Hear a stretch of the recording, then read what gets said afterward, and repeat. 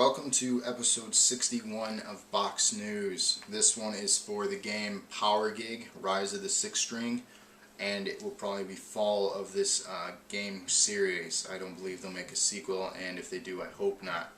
The only reason I'd say yeah, make a sequel, just because they made a real guitar to work with this game, and for people who spent $180 on it, to only get one game out of the series, I'd be kind of upset. But I don't wish this game upon anyone. Don't get this for anyone for Christmas. This game is really bad. The one nice thing about it is you can use the Rock Band or Guitar Hero controllers in it. You don't have to buy the $180 game. So you can just pay $60, play the songs. It's basically another music game. The big difference in this game, though, the notes fall down straight, kind of like Tetris, instead of the Star Wars scroll, as I like to call it, from the Guitar Hero and Rock Band series, and it's just not the same. Like, it's not Tetris, obviously, but the notes fall down, and even after calibrating and doing everything with depending on the TV you have, after redoing all that, it still just doesn't work right. The timing is off. The only good thing about it is it has a decent soundtrack for what my music tastes are.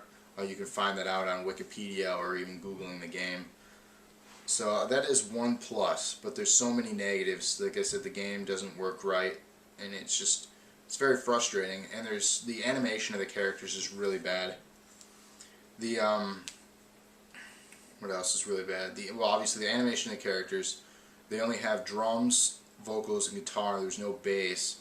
The drum set for it is actually 4 light pads, and they somehow track your motions, like you air drum basically, and it somehow tracks it, which I want to see a live demo of this, because it looks, you gotta look special doing it. Like, I don't see that being really fun, and I'd like to hit something, but I don't recommend this game at all. I give it a failing score, and it's just a bad game. Don't get Power Gig at all. It's very bad. There's no career. There's nothing special about this game. So I played it for one day, and then I was done with it, and that was it for me. So avoid this game at all costs, and I hope you gain some insight on this game from me on this. Check out YouTube videos about the game, like actual gameplay footage, if you're very interested in seeing how bad it is. But yeah, I don't recommend this game. I want to thank you for watching this episode of Box News, and have a good day.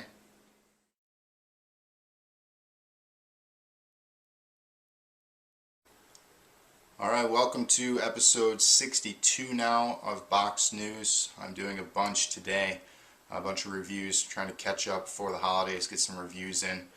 Some of these are older games, some of these are newer releases. This one's Ghostbusters. This video's on Ghostbusters. It's just over a year old now. It's a fantastic game. I want to recommend it. It's been a while since I played it, but this is one I want to throw out there as a recommendation review. The game basically is, if they were to do a third movie, this would be the movie. It's a full length style movie game. It has all the original voice casting. It has a complete story and a actual decent online gameplay. The game is really fun, just because, I mean, if you're a fan of Ghostbusters, you're going to get an enjoyable experience out of this game. It's really fun because you get to use the blasters, and you get to use the traps, capture the ghosts. The game works really well. The controls are not, that clunky. The only thing that I wish they could do in the game is where you could drive the car. I don't know why they didn't, include that.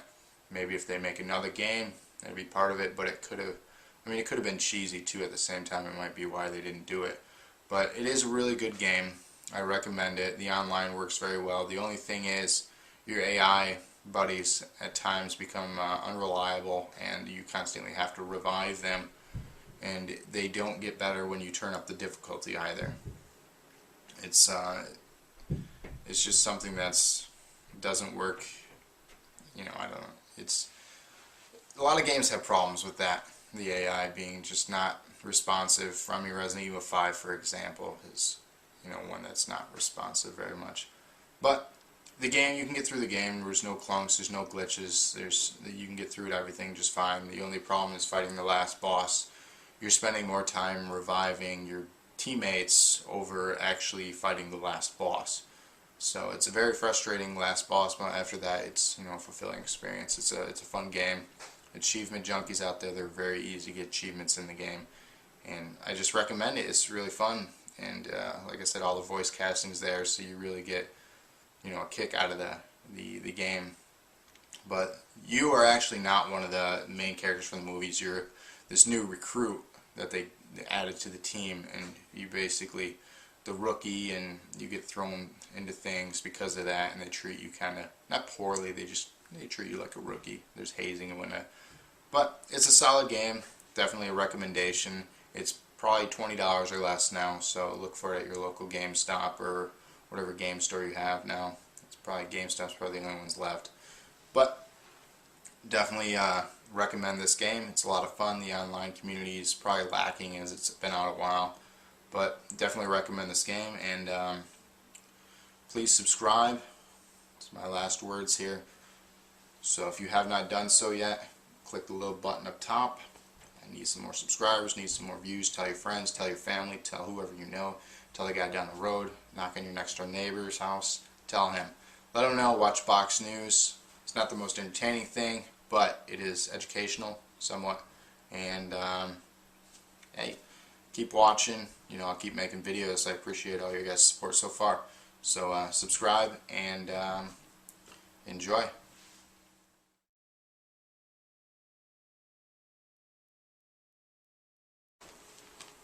Welcome to episode 63 of Box News. This one is about the game WWE SmackDown vs. Raw 2011.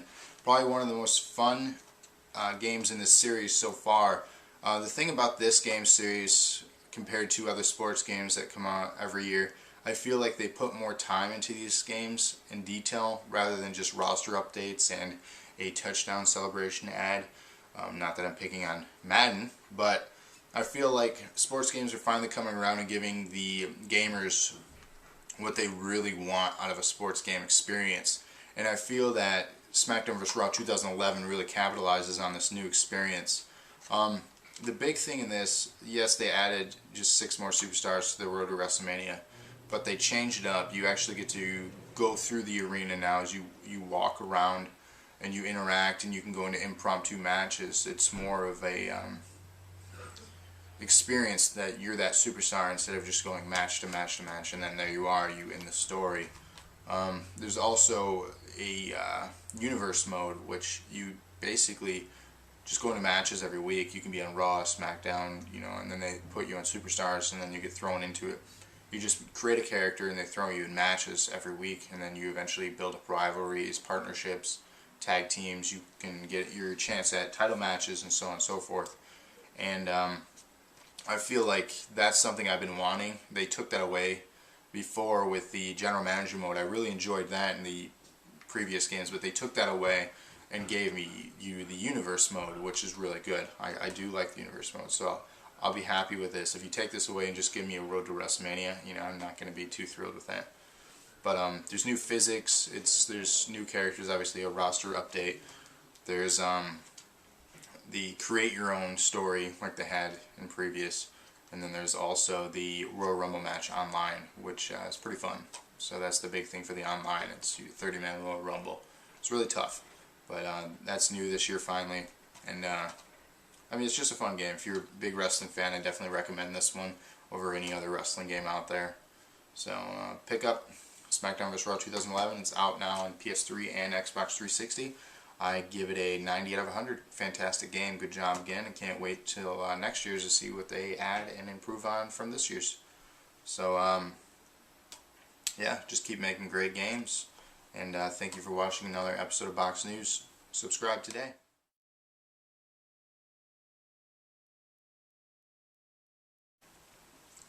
Welcome to episode 64 of Box News. Thank you for tuning in for yet another installment of Box News. Hope I'm not being excessive, being episode 64 now in my first year of this show. But hey, you know what? It's probably going to slow down because I'm going to run out of games to review. So I might actually go to the once a week or even once every 2 weeks format. But I'll talk more about the change of that because I'm actually going to do some changes here after the new year. but I'll talk about that with upcoming episodes, adding new things and big things to come. The show will get bigger and better, I promise you that. But let's get on to the game of the week. That would be Fable 3. The new Lionhead Studios release. It's been about 2 years now since Fable 2. Does it follow the success of Fable 2? Yes and no. They improved the combat system, they changed the leveling system. You actually don't earn the orbs the way you did before, which is kind of a bummer. You have limited weapons. It's just not the experience that I enjoyed in Fable 2. A lot of people really liked 3 better, I've been hearing, but it's just, I don't feel it's the epic game that 2 was. I mean, it's epic, it's big, but I feel the story was better written for 2 than it was in 3. Basically, the character is the son of the hero, or daughter, depending on if you're male or female, depending on what you play. It's the child of the hero from the last game. It's now the revolution, the industrial revolution is what's going on here, so you have more industry in the game.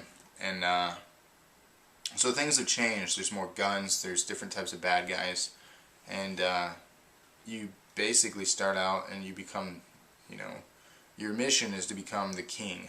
It's, given from the beginning what your object is in the game.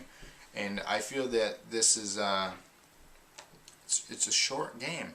I really feel it's short. I should play it again, just because it's a fun experience, but I believe it took me 10 to 12 hours to beat it, and that was it. And yes, they'll add expansions, but I feel too many games now are giving you a short game and then making you pay for extra content.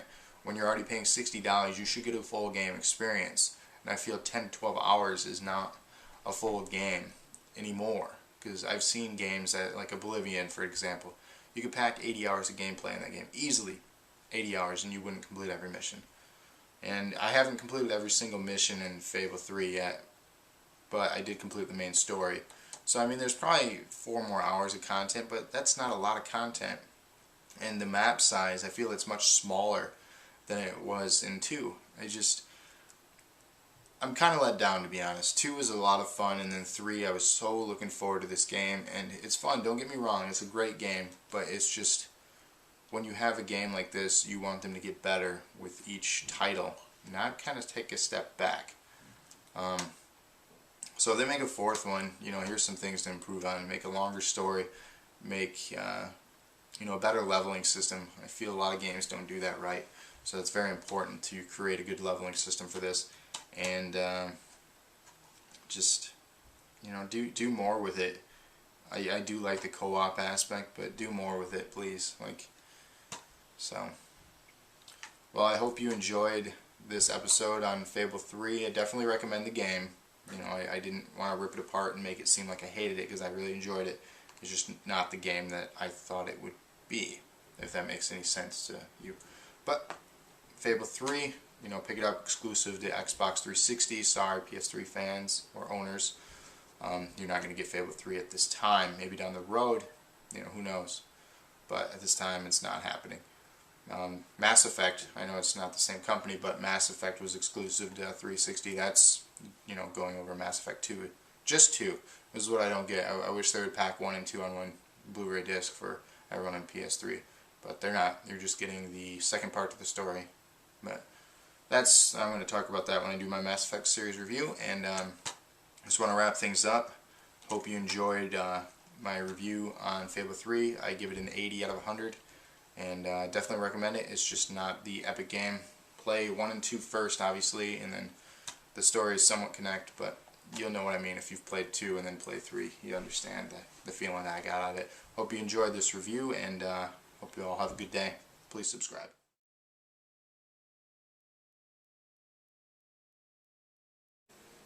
Alright, welcome now to episode 65 of Box News. Just getting up there in the numbers now.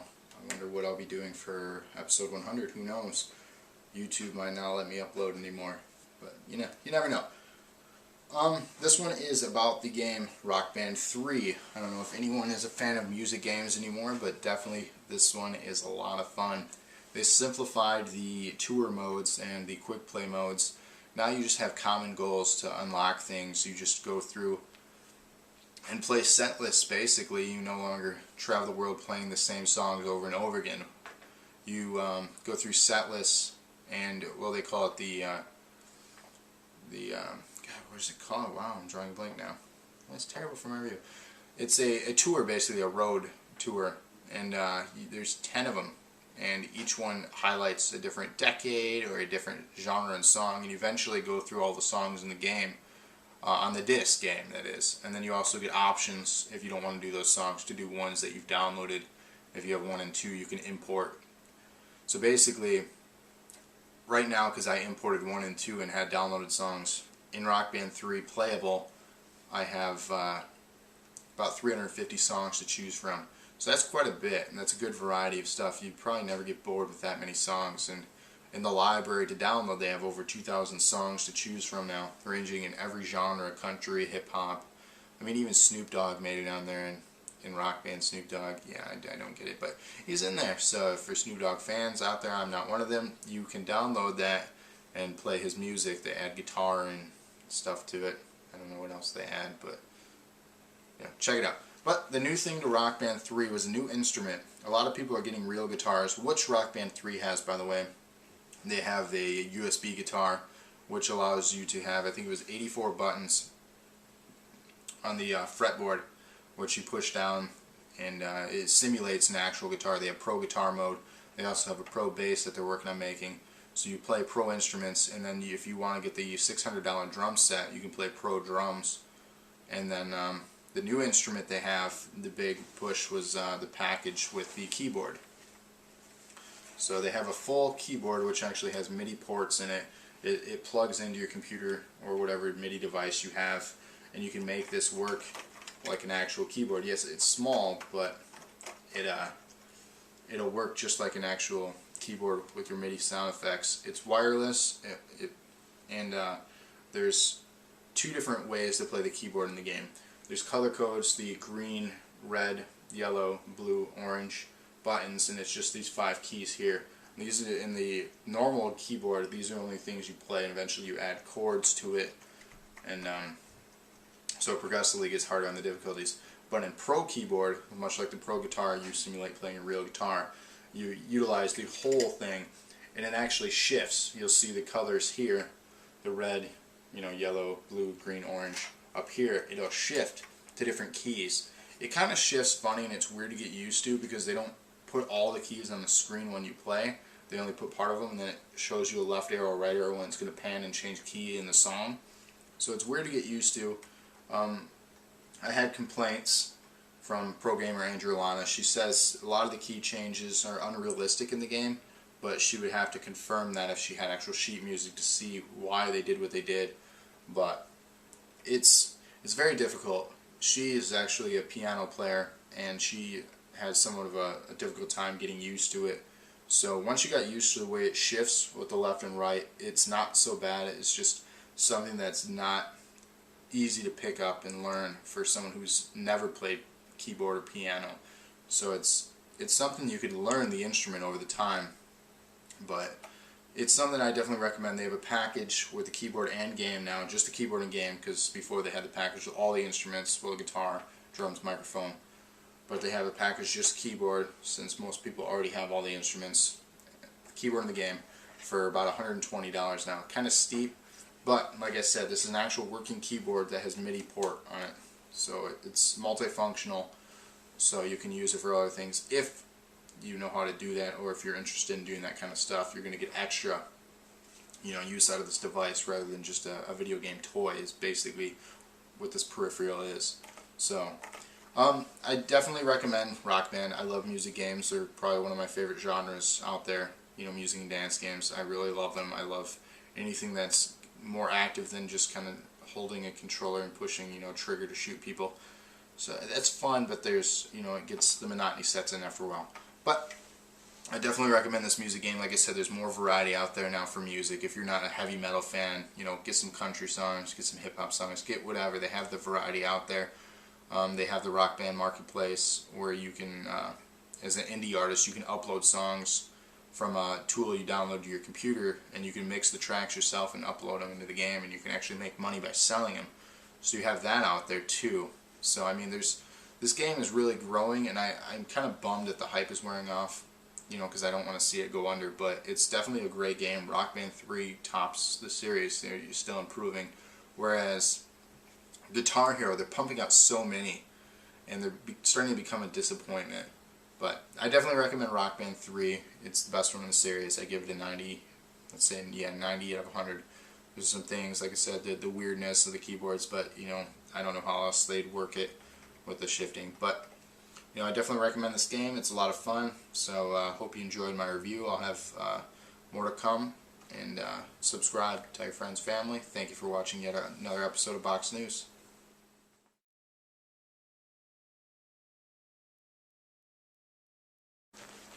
Alright, welcome to episode 66. Yeah, the reason with the echo, this is a 5 horror game, or thriller, scary game, whatever you want to call them, recommendations. I just want to throw 5 out there. I mean, there's obviously more. These are 5 games that I have not done a review on, so I'm going to do a quick review on each one of them. Rather than do 5 individual episodes, I'm going to do 5 quick mini reviews. In no in particular order, these are just 5 that I definitely recommend. The Fear series. There's Fear 3 coming out next year, so I don't obviously have a review on that yet. But Fear 1 and 2 and the expansion, the Fear Files, I definitely recommend the game. Very scary game. It's a first-person shooter survival horror, and it's a lot better than games like Resident Evil when you kill things, because there's a twist. There's cops. There's weird ghost things, like in number 2 in particular, when you go through a school. One of the scariest things I've seen in a game in recent years. So definitely check out Fear 2 for that level. But the Fear series I definitely recommend. It's a lot of fun. There's a weird twist at the end of 2 which sets up 3, and it's just a lot of fun. It's a good horror game. The BioShock series. It's weird looking at this game on the cover and thinking horror, but at the same time it makes sense. This is definitely a scary horror game. It's intense. There's a lot of twists in the series for 1 and 2. 1 is much better than 2, but there's a lot of things that just make you jump and kind of mess with you. And I think it's the time period too that it plays along with, and just the setting of it. And Rapture itself is just really freaky. In an underwater place, you just have that feeling of what do you call it? Just being secluded. Like, if you're panicky, this game is going to really bring that out. So, just a confined space. So, another game, Prototype. This came out about the same time as Infamous. They're very similar in storytelling and the comic book look, feel of the game. Infamous obviously did it better, but Prototype was a lot of fun because with Infamous you have the electric powers and everything is electric based. With Prototype you get different things like this black, like, it's kind of like, not Spawn, Venom, like, kind of like Venom from Spider-Man. You have this black strength that consumes you, and you have like knives, you have hammers, you just rip people apart, you know, consume their brain and their identity, you can disguise yourself as them.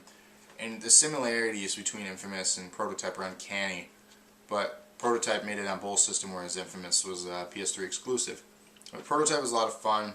It was a very difficult game to figure out, and controls worked well, but it's an open world game, much like Infamous, and it looks, I mean, the setting is in like New York City. I believe they call it Empire City or something like that. But it's a lot of blacks and reds, like Gears of War, like the color scheme. But it's a lot of fun. I definitely recommend that. Alone in the Dark. That's another one I recommend. It's a relaunch series. It's kind of glitchy, but it's a fun story.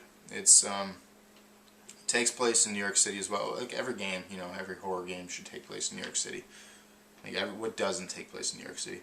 But it's Central Park. It's half open world survival, other half you go through levels, and you have basically just like a flashlight. It's kind of like early ideas for what Alan Wake became, is what Alone in the Dark reminds me of. It's a lot of puzzles and different things like that, but it takes place in New York City rather than the wilderness. So Alone in the Dark's a lot of fun, besides the glitchiness. It's very difficult too. So, but And the cool thing too, they did it just like Alan Wake, instead of like episodes.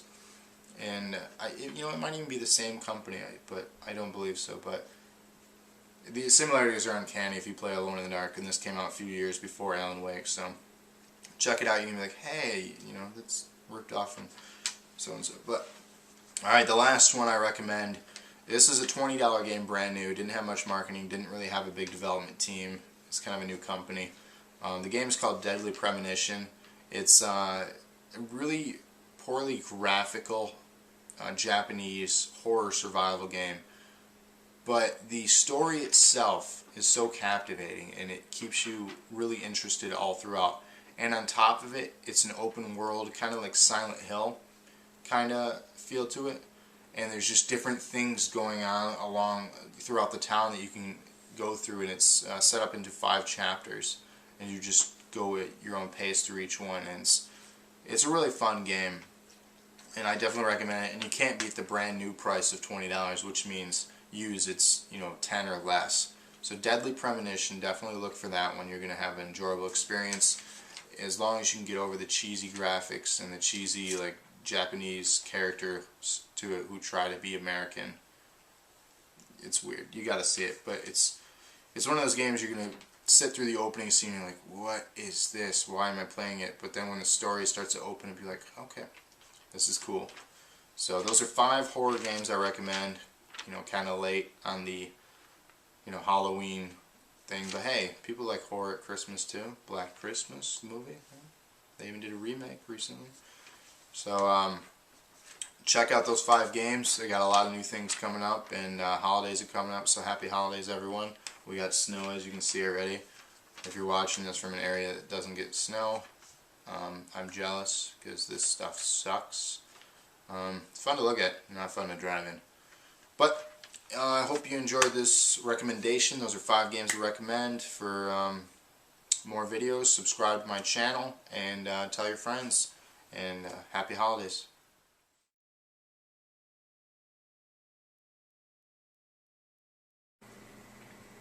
Welcome everyone to episode 67 of Box News. Happy holidays to you all. I'm here this week with pro gamer Andrea Lana to talk about the EA smash hit, The Sims 3. It makes its way to the consoles on the Xbox 360 and the PS3.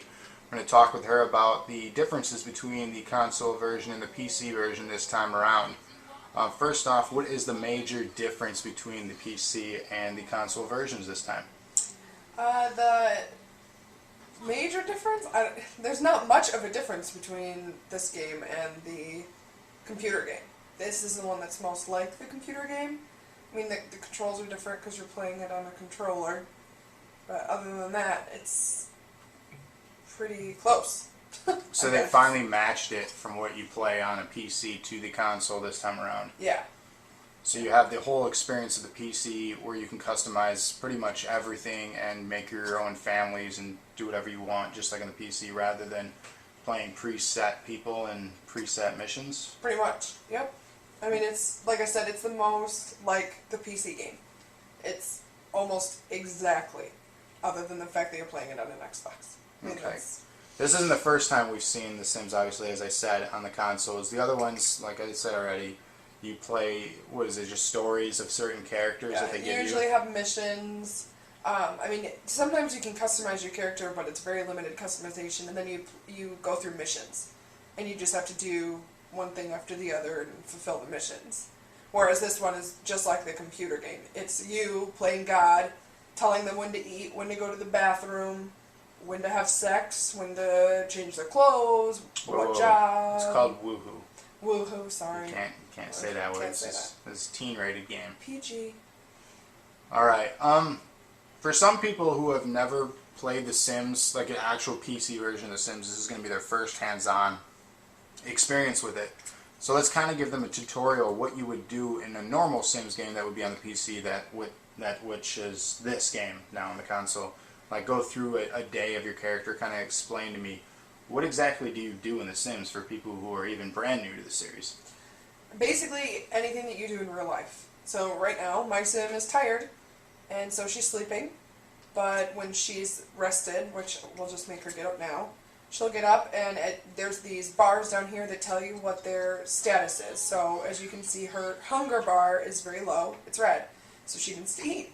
So I go over here to the refrigerator, and I tell her to have breakfast, and we can pick one of the things that are on the menu, and then she will come over to the kitchen and cook herself breakfast. And then she'll have to go to the bathroom, she'll have to take a shower, she'll have to go to work if it's her work day. It's basically you're controlling her life like she's a human. And this sim has a baby, so she also has to take care of the baby. Right now it needs its diaper changed really, really bad. So you would have to go in and change the baby's diaper, just like you would with a normal baby. Now this game falls into the category genre of simulation. I feel you should create a subgenre of that and call it work. This is not much of a game, it seems like work. I love it. I think it's so fun. I don't know, it's you can create any character you want, you can make them any way you want. I mean, you can control them down to their personality. They can be a kleptomaniac, which means they enjoy digging in their neighbor's garbage to steal things. They could be a workaholic, where everything they want to do has to do with work. They could be a bodybuilder, so they love to work out ridiculous amounts of time. They can be lazy, so their favorite thing to do is lay on the couch and watch TV. I mean, you can control everything about their personality, who they fall in love with, how many babies they have. I mean, it's so fun. I don't know why it's so fun, but it is. Now, how does this differentiate from actual real life, having these freedoms? Well, obviously it's sped up in time. I mean, you get to play an entire person's life in hours. I mean, you can't control anyone else. You can only control yourself. So this gives you the option to be whoever you want. You can create whoever you want. Like, look at her. She's hot. So I can be a hot chick with a baby in an awesome house. Like, it's... So you're a single parent? Yep. Where's the husband? I don't have a husband. Where's the baby's daddy? He had too many kids and I didn't want him joining my household. Oh. So you have the freedoms of being a slut in this game as well. I prefer the term just wanted a baby. I don't like slut. I think the acronym She's an independent woman. is SLUT. No, but that's the thing. You can literally do almost anything you want. I mean, you can get them into fights with people. You can, instead Can you kill people? No, I don't think you can murder anyone, but you can kill your sim as God. You can put them in a swimming pool with no ladder and make them swim until they until they get tired and drown. You can make them try to cook without the cooking skill on a really crappy stove, which will set the house on fire, and then they can burn to death. They can electrocute themselves by trying to fix an appliance that they don't have the power to fix. I mean, there's, like I said, oh look, there's my maid cleaning my house. Now, can you have well, you wouldn't really have an affair, but can you hook up with him? Yes. You can hang out with him after a shift, go out on dates with him, and then you could marry the help. Oh. Mm-hmm. Now, explain to me, like, why you enjoy this game series, because I know you're a huge fan of The Sims. It's probably, if not your favorite game, it's one of the favorite games you have of all time. I don't know why. I really cannot explain to you why I love the game. I have loved it since the day it came out. I bought the very first computer game. I bought every expansion pack after that. I bought 2. I bought all the expansion packs for 2. And then I bought 3 and my computer died and I cried for a couple of days. But now it's on the Xbox, so yay, all better. I just love it. I always have. It's just a great game. It's fun. You speak of expansions. What would you like to see as an expansion for this game? Pets. I would really like to be able to have pets. And then I know on 3 they put out Vacation, where they could go to different locations and take vacations and that sort of thing. Now, where all can you go on this game then? There's a map. Wrong button. There's a map. It's a town, basically. You can travel within your area. I'll show you. You have the little neighborhood that you live in. So this is my house. The roof is down because it's easier to see that way, but I can put the roof up. And you can see what it looks like from the outside. And you can customize this part of your house, what the roof looks like, all that good stuff. So this is my little lot. But then you can also see there's a couple of houses across the street that you can visit. So you can go visit your neighbors over here. And then there's a little park down here that you can come and visit. And that's just your little part of the neighborhood. Now if you wanted to go outside of your neighborhood, you could go to the town map here. And this is the town that you live in. It's called Moonlight Bay. And you have a bunch of different options available to you. In this area there's a beach, there's a bookstore, there's the grocery store, and then you can go fishing in this neighborhood. And then most of these places are jobs. So if you're a teacher, you would go here. If you're in the medical field, you would go to the hospital. If you're a criminal, you would go to the criminal headquarters. Here's the arena for sports. I mean, there's even a cemetery. You can go explore the mausoleums in the cemetery. You can go fishing. I mean, you can do tons of stuff. You can go to the beach and hang out over here. So as for story, you just kind of create your own story, create your own life. It's a new experience each time you play if you want it to be. Yep. And you can create a person, they have children, your people will eventually die, and their children So your family tree just grows and grows. Yeah. I mean, and this game basically has infinite replayability if you're really into this kind of simulation. Oh yeah. Yeah. I mean, it's endless. Because, like you said, it's never the same thing twice. Unless you purposefully make it that way, exactly. But the thing I would like to see is, for expansions, would be weather and seasons. I really enjoyed that on the PC. Yeah, it was nice because it snowed and you could go outside and build Well, along with it, they had the themes. You could have the Christmas tree, you could have the Halloween decorations. Yeah. It seemed like a year calendar, whereas this just seems like a week, and then it repeats another week, and then another week. And it's always sunny. I mean, it never does anything else. But that's the way the old ones were. They never had seasons. Seasons was an expansion. So they always start out basic. I feel EA does that on purpose, though, where they could give you a full game, but then they kind of set you up to pay more money each time for extra content. Yeah, and that in a way that's true. I agree with that. But it's they add expansion packs to Fallout. They add expansion packs to, every game has. Well, every game is doing that now, but add-ons. I think the king of it is EA. I think they are the worst. And as much as I don't like that, I will pay for any expansion pack they put out for this game. And that's why they continue to do it. And that's it. I will not buy expansion packs for other games. I want, the really good ones. Yes, we bought the expansion pack for Oblivion. But really, that's the only... This game, I would buy any expansion pack they put out for. I'm that big of a fan. But some people won't, some people will. It's just like any other game. This just happens to be mine. The PS3 just released a new expansion pack for this game. It's not on the Xbox yet. They have new hairstyles and new furniture. I don't care about that stuff. You can go to the exchange and get that stuff. Yeah. I want add-ons. For those two things, I believe they're $10 a piece on the PlayStation Network. So if you have this game on the PlayStation, they have the hairstyles and new furniture for each separate $10, $9.99. And then if you are a PlayStation Plus subscriber, it's $7.99.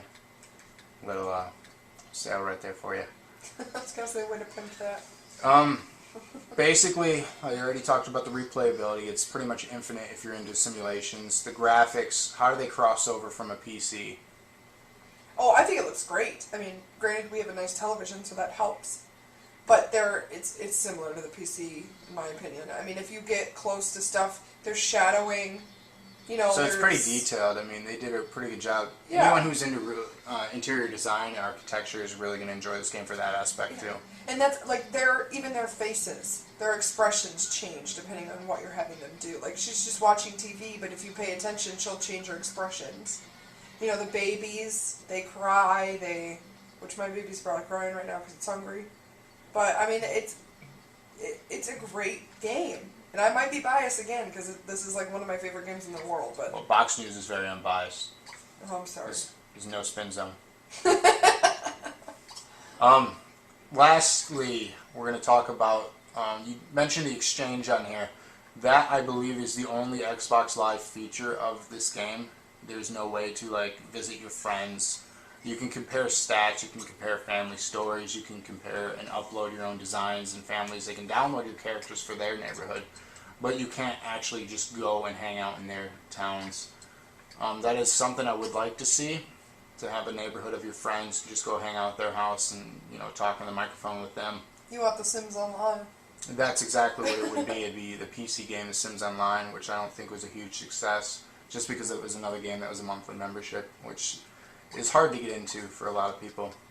Yeah, but I think with something like this, with Xbox Live, they could do it a lot better. Because people already pay for the Xbox Live, so they wouldn't have to pay for the monthly subscription. No. Well, Some games. knowing EA, they would probably try to toss that in there for they fun, and in which case that would be something that I would not purchase.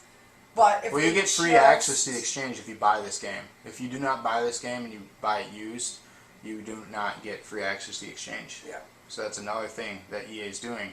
For online content, exclusive content, you have to pay $10 per game if you buy it used. So, but that's just something I would like to see. Any additional comments about this game? Any recommendations? If you loved it on a PC, you'll love it on any console you buy it on. I mean, it's just like the computer game, and if you're a fan, you'll love this. And I like this even more because I can sit on my comfy couch and play it instead of having to sit in a stupid computer chair. So you're sitting and playing, someone's sitting and playing. Yeah. It's like a... How enthralling. Why don't you take us to the beach so we can watch the waves come in as we take this one out. Alright, let's head down to the beach here. Rendezvous Cove.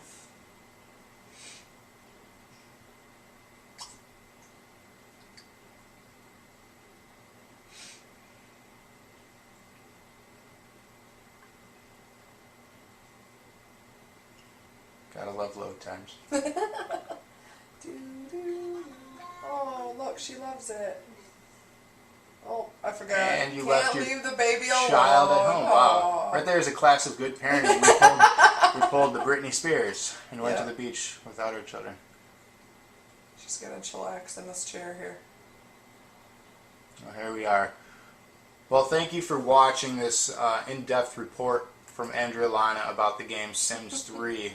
Hope you gained some information from this, and she definitely recommends picking up. I enjoy just building the houses for her. That's pretty much it. I tried creating a character, but I get bored with it. But it's not for everyone, but she definitely recommends it. And just pretty much, hey, is that a fish out there in the water? Yeah, you can fish. Ah, Let's see, maybe I'll catch something. looks like a shark.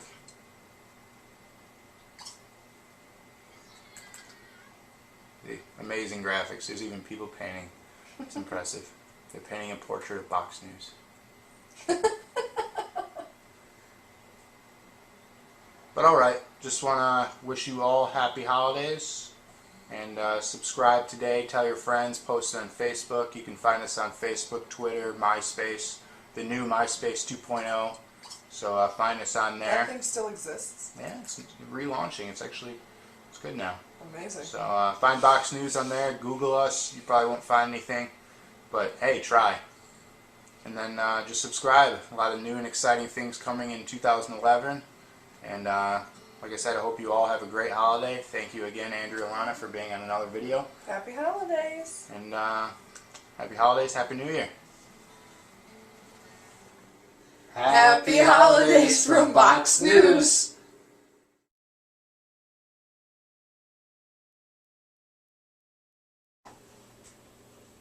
Happy holidays, everyone. Welcome to episode 68 of Box News now. This one is about the game Medal of Honor, which is by EA and DICE, the same company that brought you that garbage game Battlefield Bad Company and Battlefield Bad Company 2.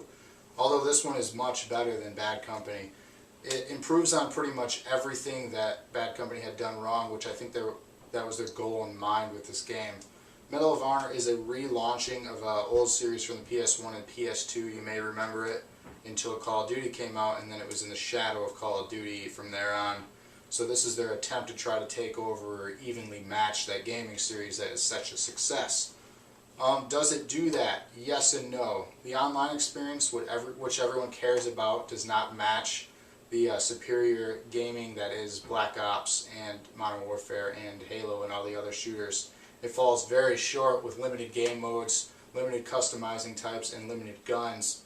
Also, the matchmaking is terrible in comparison to other games out there. It's very outdated in comparison. So if you're looking to play this game for the online experience, avoid it at all costs.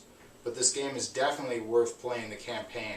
It takes place in Afghanistan. You're an Army Ranger and you also act as a Marine. It has a variety of different types, flying missions, helicopter, sniper, rescue missions, and everything is great about the campaign. It's very, very in-depth, it's a very good story, it's a very good telling of a war game, and it does match up with other war games that are out currently. So DICE does a very good job at storytelling yet again, and a campaign that does not have any clunkiness, whereas Bad Company did. It had like I explained in my review of that, the vehicles didn't make sense, and just nothing made sense in Bad Company, so they fixed all their mistakes in this one.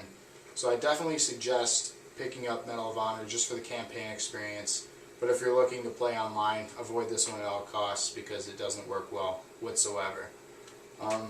That's pretty much it. It's a quick review on Medal of Honor. The graphics are great, the story's great, the replayability is very low because the online experience is very limited. But it's a game, if you find it in the bargain bin at Walmart or whatever store you have near you for $10 or under, I definitely recommend picking up just for the campaign. Or if you have GameFly, throw it in there. If you have a Blockbuster near you, pick it up just for a weekend because it's a very short campaign. Probably takes 6 to 8 hours depending on the difficulty you play it. I played it on normal and found it very easy. It's a shooter. I mean, there's nothing to it. You point and shoot at the enemies that shoot at you. The only problem that I had in the very beginning of it was enemies, when you are in disguise as the Afghans, they blend with you. You're in disguise as them, so it's hard to pick out which enemies are out there until you find out that they're shooting at you, so obviously you shoot back at them. But other than that, it's very simple to play, point and shoot. But I just want to wish everyone happy holidays. If you haven't subscribed yet to Box News, do so now. Got a lot of exciting things to come in 2011. Revamping how I do things, so this old me sitting here talking about things is slowly going to fade out. I'm going to have more entertaining reviews, have more special guests, more of the programmer, Andrea Lana, if she wants to do more on here. So just subscribe. There's going to be a lot of new games, less old content, more new content coming soon, and hope you all have a great holiday and Happy New Year. Happy holidays from Box News.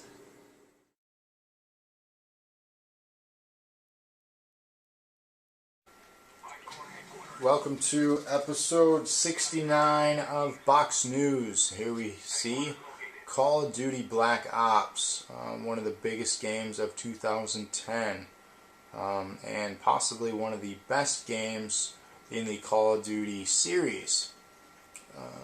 Graphics are not as sharp as Modern Warfare 2 was, but still just as good, and if not a better online gaming experience.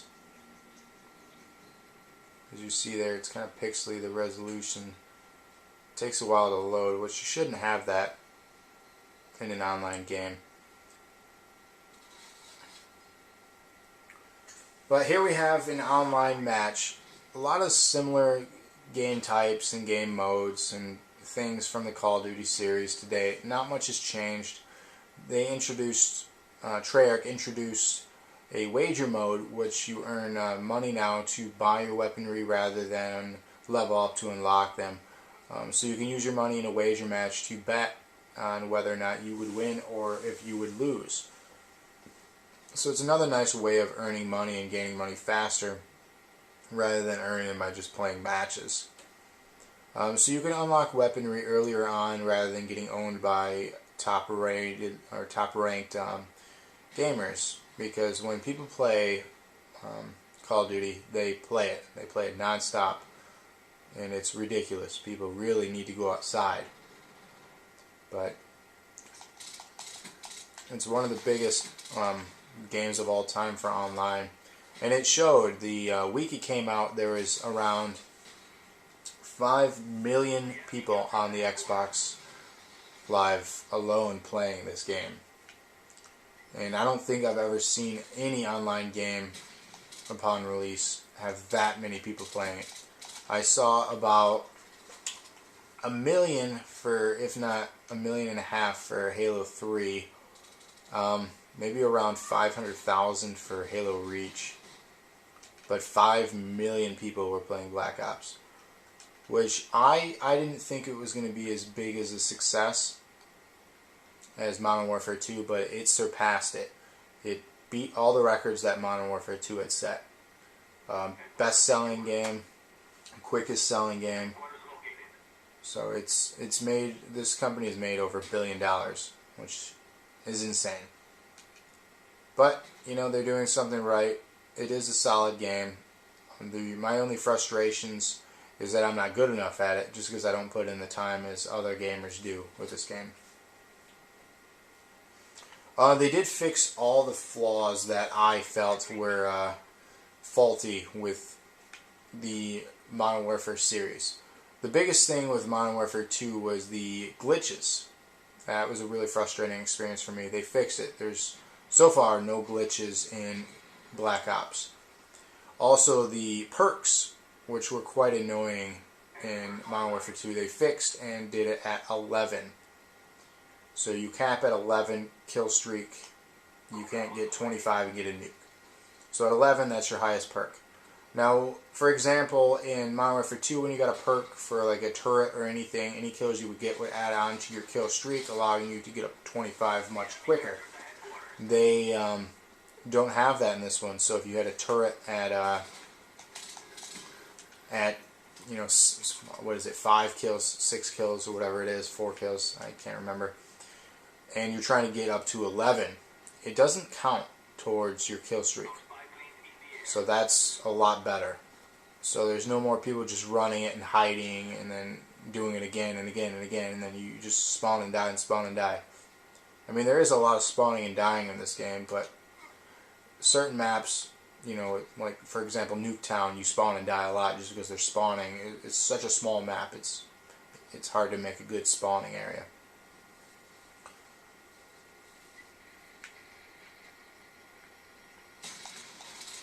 Oh, shoot my own teammate. So this is a online match. This is called Hardcore Headquarters. The difference between Headquarters and Hardcore Headquarters, there's no HUD display, there's no radar unless you get it as a perk. You can also team kill, friendly kill. So it's a lot more realistic and difficult in comparison to normal Headquarters.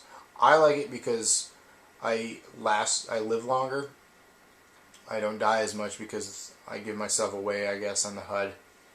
And in this, I don't give myself away as easily. But the objective to this is to go and capture a headquarters, hold it down, try to get keep the enemy off of it for the allotted time, score a certain amount of points, win the match. That's basically it. There's the only new mode is really the wager mode. There's the same modes as before, same balance things.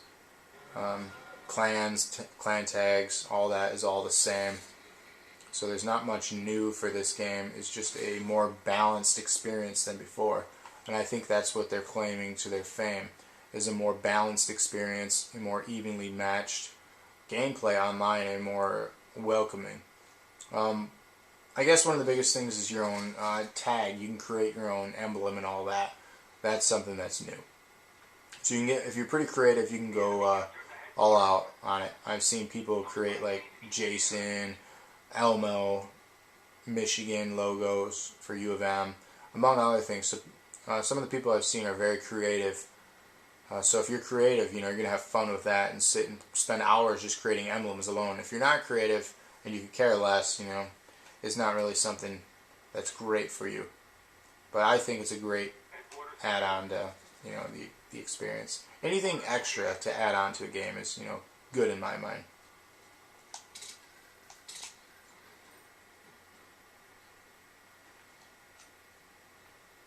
But this is just an example online. This isn't a really a crazy match. I've seen it where it gets intense. So let's go ahead and talk about another game mode. There's a game mode called Zombies, which is back. Treyarch brought that out in World at War, and they revamped it, did a few other things. So I'll kind of show you an example of a zombie mode and what you have to do in that. I'm not the biggest fan of it, but I'll kind of give you, you know, a look and see what your thoughts are. Everybody has their own tastes. So let's take a look at Zombies. Alright, here it is. This is Zombies Online for Black Ops.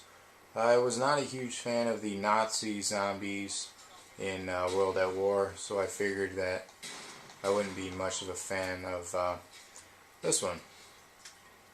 Honestly, it's okay. It's not much different than the other one, other than you can buy upgrades to your guns and just upgrade everything. That's really the only difference. You just kill invading zombies, you try to stop them from coming through these doors, and then build up the barricades. So I think the reason they tried to push this just because Left 4 Dead was such a success, and they wanted to have like another, variant online to have people really get into. But you don't earn experience points by playing this. You don't earn anything. There's maybe a couple of achievements, and that's really it. So I mean, there's really no reason to play this unless you really enjoy playing it. I'm not a huge fan of it, but enough people are that it came back. So this is, zombies. They call it zombies now. It's not Nazi zombies. It's not any other form of zombies. It's just zombies. So if this interests you, check it out. It's, part of the game. So it's zombies, nothing too exciting. So I hope this interests you. This is Zombies. Now on to the last part, which is the main campaign of the game, which is much, much more interesting than anything else. Alright, welcome to the portion of this review on the campaign now for Black Ops. I'm going to show you just part of a specific mission. Well, just some mission at random. Just kind of show you what the campaign gameplay looks like. It's really no different than any of the other ones, except it's got a different storyline. I'll show you an example.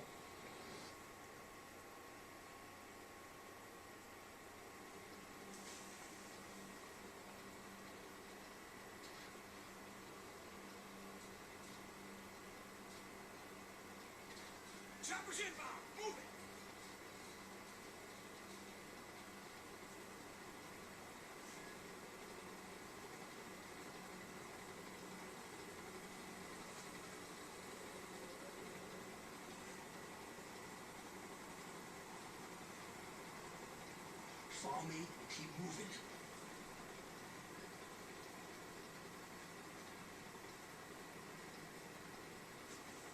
So the story of the campaign is you are having flashes to different periods of war. You're hooked up to a machine, and basically it just kind of jumps around to different parts, and there's no specific character. There's just variants.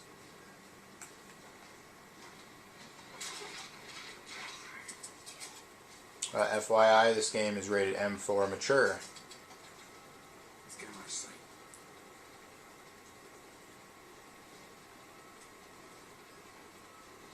So this is just kind of some of the random things that you have to do, objectives and whatnot. Overall, I give this game a solid experience. One of the best campaigns and onlines in the series, and it's definitely deserving of its title as one of the best games of 2010. I'm not even going to go in the topic of saying which one's better, Halo or Call of Duty at this time, because it's a war that's never going to be answered, basically.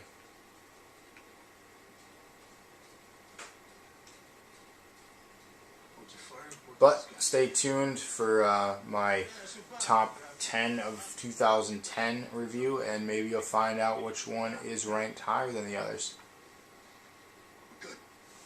So thanks again for watching Box News. Hope you all have a great new year, and stay tuned for episodes in 2011.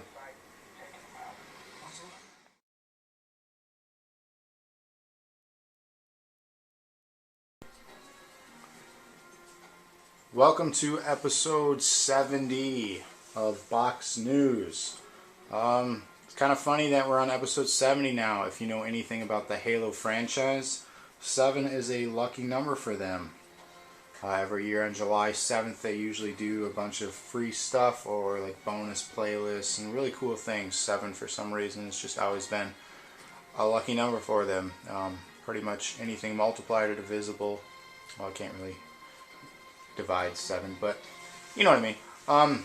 Initially there were 49 achievements, which 7 times 7 is 49, if anyone knows multiplication.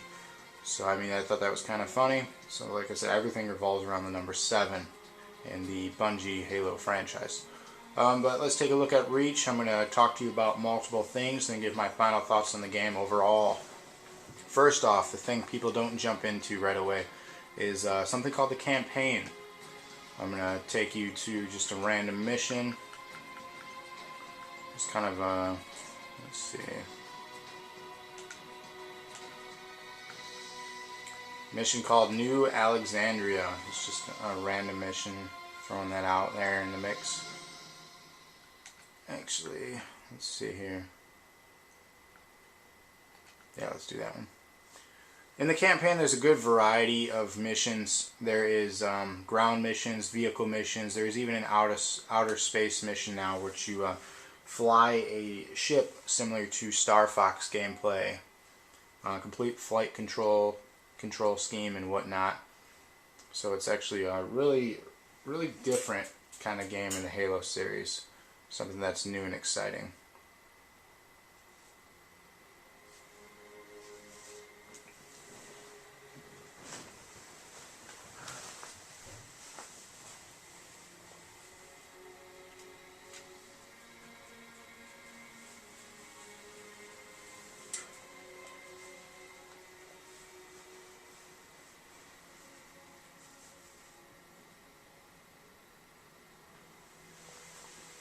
Now here you see cutscene footage, which is always, much better graphically than the actual game footage.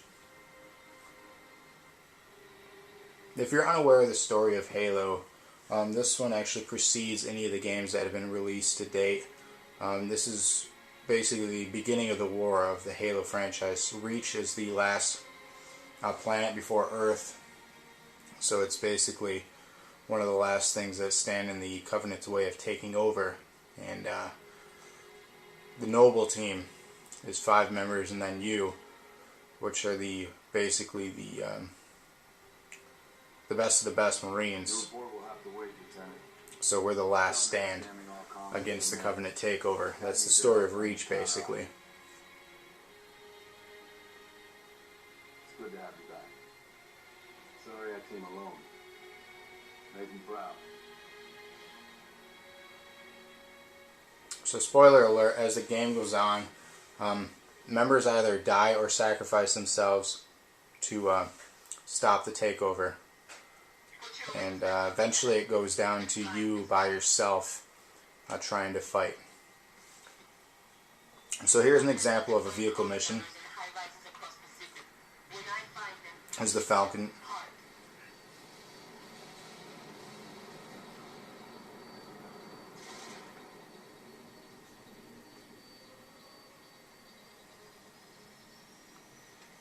Stand by, 6. One of our trooper squads went silent after the hospital got hit. I'll mark the location. Complete their mission and take out the jammer. So you have objectives, just like any of the other games. You go around shooting things. And it's a sci-fi shooter. If anyone's never played the Halo franchise, you can start at this game, obviously, because it's the beginning of the story. But if you don't want to, get your hands on Halo, Combat Evolved, which is for the original Xbox, Halo 2, original Xbox, Halo 3 is on the 360. ODST is a decent game. It takes place between 2 and 3. And then Halo Wars is actually a real-time strategy game, which I've done a review on, which also takes place before the original Halo. It's a different telling of the story and a different maps and stuff. So if you're really interested in learning more about it, read the books as well.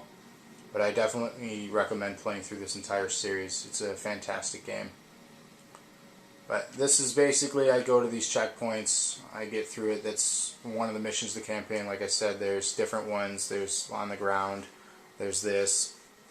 There's also an outer space flight one. So you got a good variety, good mix up in this game. My favorite part would have to be the outer space one. That was definitely a highlight. And is this as good as the storytelling in the series as the others? I think it is, if not better. But now I'm going to show you some other game modes, so check these out. Alright, now to talk about what everyone cares about, and that would be the online matchmaking. There's a bunch of different ways to play this online now. We have regular matchmaking, which includes various playlists, competitive, Rumble Pit, Living Dead, Slayer, Invasion, Objective, Big Team, SWAT, Snipers, and Multi-Team. There's also a cooperative mode now, which you can cooperate and play campaign online together. You can play Score Attack, and Firefight from ODST is back and better. There's also arena modes, which is a new variant of ranked. There's now a new community playlist for Major League Gamers and community maps. Basically, any map that you've made and have submitted and somebody has liked it, you have better odds of getting that in rotation. And then eventually, if enough people enjoy the map, you can get them into their actual main playlist and people can earn experience and among other things off it. There's also the Noble Map Pack, which is the first downloadable content, which features 3 brand new maps that was available back November 30th. Great maps, fantastic maps. Not some of my favorite ones, but they're good. They're worth the $10 that they cost. A lot better than Modern Warfare 2's $15 map packs. So, plus there's, with these two, you can create your own variants. That's my biggest thing about Halo that I enjoy the most, is the customization. There's also custom games, which I speak of customization. You can go to any map, change the variant. You can change it to Headhunter, Infection, Invasion, Juggernaut, King of the Hill, Oddball, Race, Stockpile Territories, Slayer, any of these things. You can lay your own guns down, you can lay your own, pretty much everything. Let's go to some recommendations. I have no recommendations at this time, but you can recommend files to your friends. Let's see if I have any. I have none.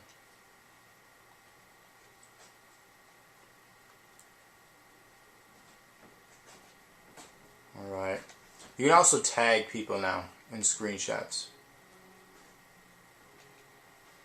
I have not been tagged at all. So, no examples for that, I apologize. But let's check out.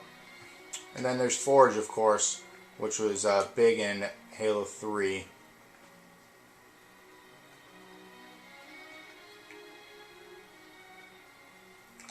The biggest map was Forge World. Let me show you that. They made editing a lot better and a lot easier in this one compared to 3. In 3, a lot of people glitched out maps so you can intersect objects. This one, they actually made it available to have objects free float and intersect each other without having to hack the game. Therefore, you won't have to jeopardize your Xbox Live status or even your ability to play online. So they did a bunch of things that people have been wanting to do for the series. But I'm going to show you the best map and the biggest map to date to do anything on. It's called Forge World.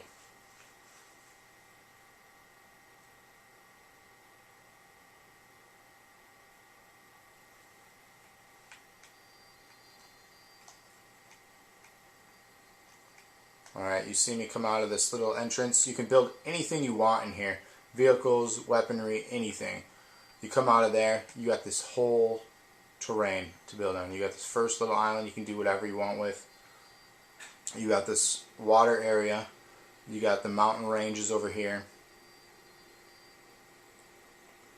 You got this flat area right here, which is also above a cave that you can do things on.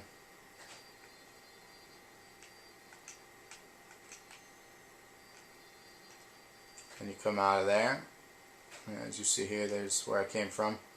You got this whole open world here, which if you see, it's kind of similar to the map called Blood Gulch from Halo 2. I think they modeled it that way on purpose, just for hardcore fans. And there's a bunch of caves on either side that you can edit. So that's an example of a map. You can also do all the other maps. Let's see, I can just spawn a scorpion, for example. I can play this wherever I want and have it to be one-sided, either-sided. I can also do armor abilities, weaponry, spawning, scenery. So I can do like crates. You can do anything you want. Anything you see in the maps online, you can create in your own maps. So the editing is definitely, you know, the highlight of the game. So this is Forge, one of the new features, the new updated features in Halo Reach. Definitely a bonus in purchasing this game. This game has endless hours of playability. Now let's move on to the next part of the game.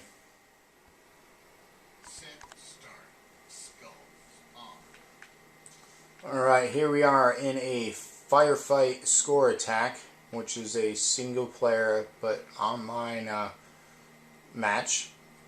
And the reason it's online is because you can compete against other people for scores. And I'm getting shot here. I'm gonna die. So what you do, you get scores and just, you know, try to beat the opposing friend on your friends list score to see who's, you know, better at the game. Basically, there's a few different modes of Firefight, a few variants.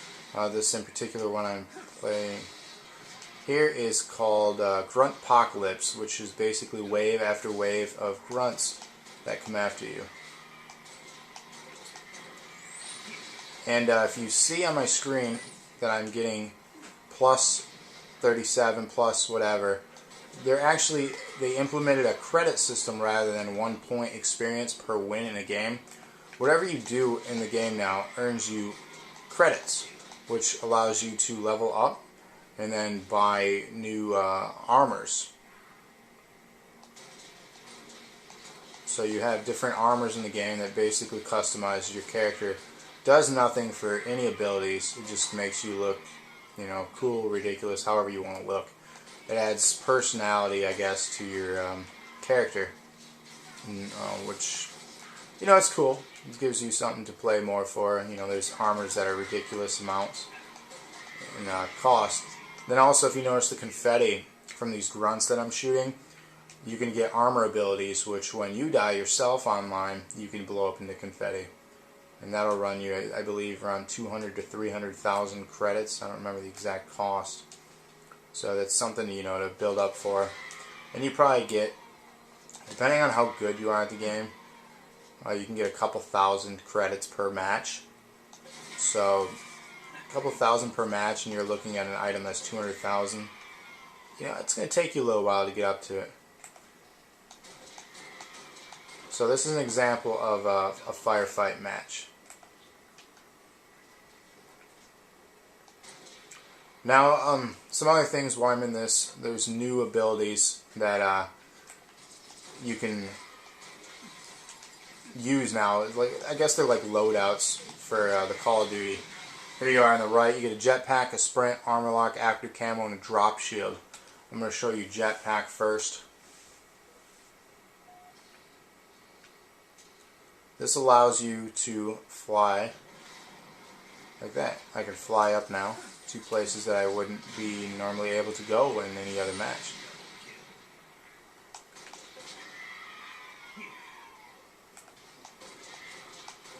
So that can be used, you know, as an advantage in certain match types, or as even a disadvantage to you or others in other match types. So it adds a little more competition in Halo, whereas they didn't have previously. It was just, you know, whoever could get the best guns the quickest.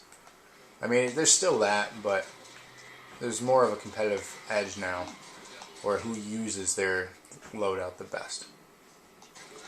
But now we'll move on to just a normal online match type as I close out this review. And here it is.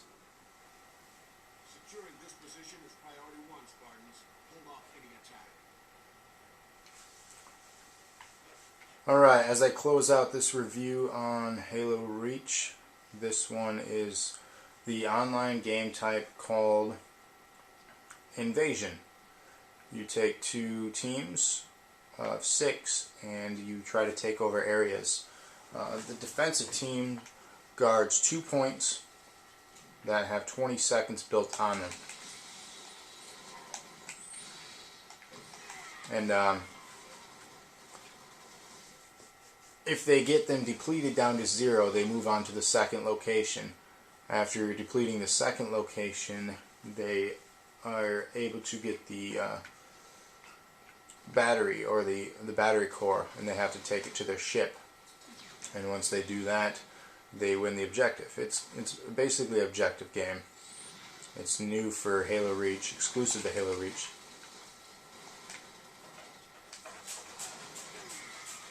And you take turns playing as either side, trying to stop your opposing team or trying to take over the locations. And it's a lot of fun if you're with a group of your own friends.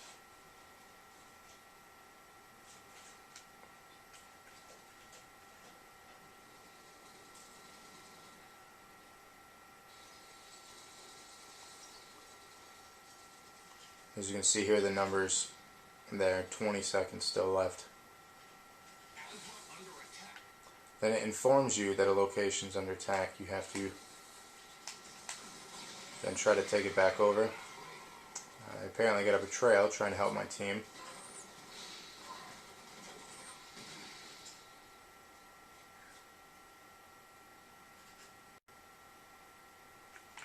So now I'm back able to help. And now they have that far end one down to 10 seconds. We have to try to hold them off for another minute and 50 seconds or they get to the second location.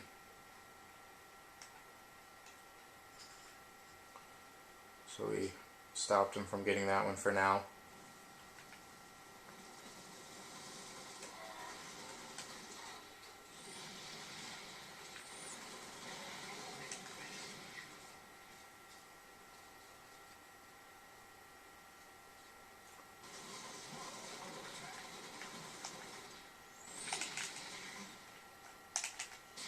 Gotta love Halo. Empty a clip and 2 melees. That's what it takes to kill someone. And then I got my own teammates shooting me. But just to finalize, the game has a solid campaign, one of the best campaigns in the series so far. The only one that comes close is 3.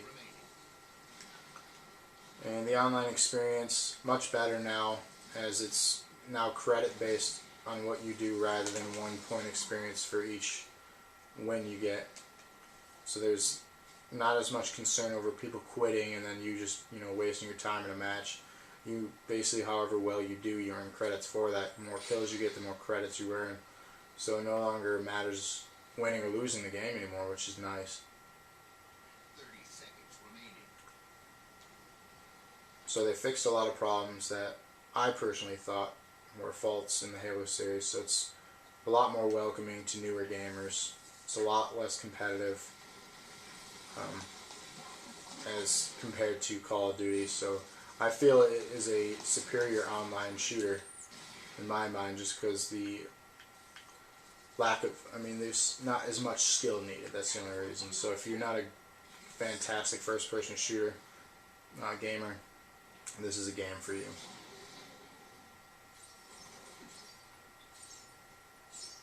Excellent work, Spartans. Stop them cold.